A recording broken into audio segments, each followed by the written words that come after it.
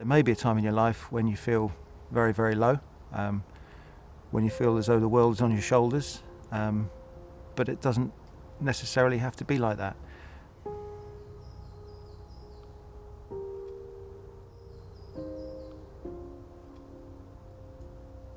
Last year I went through a quite severe episode of depression that I didn't realise I was walking into. It was something that I was aware that things were changing, behaviours were changing, but I didn't really know what it meant. So I just started working in the new Farnborough office, and Sarah Bastasian was my line manager. Trouble was, at the same time I was going home to some quite stressful situations.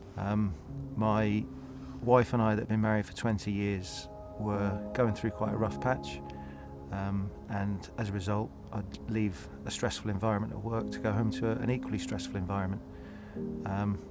At the same time as well, my middle daughter was suffering with severe depression and anxiety, which resulted in having no downtime really. So I would leave work, travel home in the traffic, get home, maybe have an argument with my wife, and if I wasn't arguing with my wife, I'd probably be consoling my daughter, which obviously took its toll on me.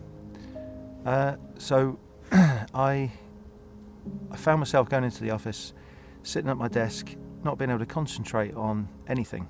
I'd stare at the screen.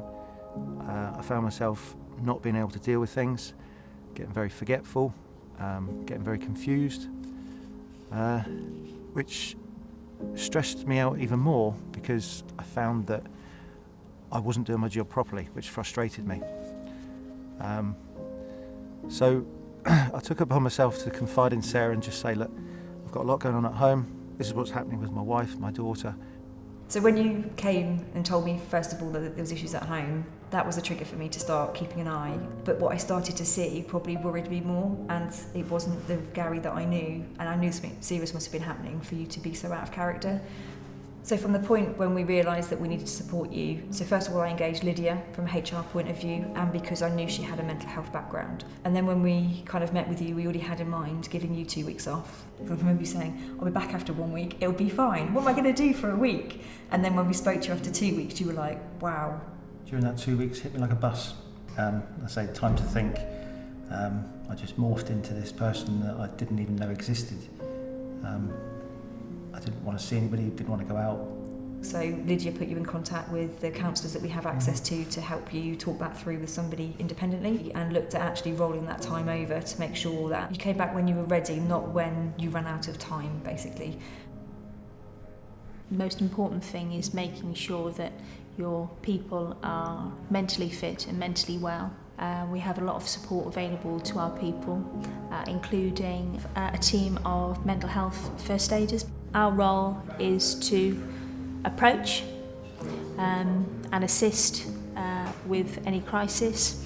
It's to listen and communicate non-judgmentally. It's to give support and information. It's to encourage appropriate professional help and encourage other supports.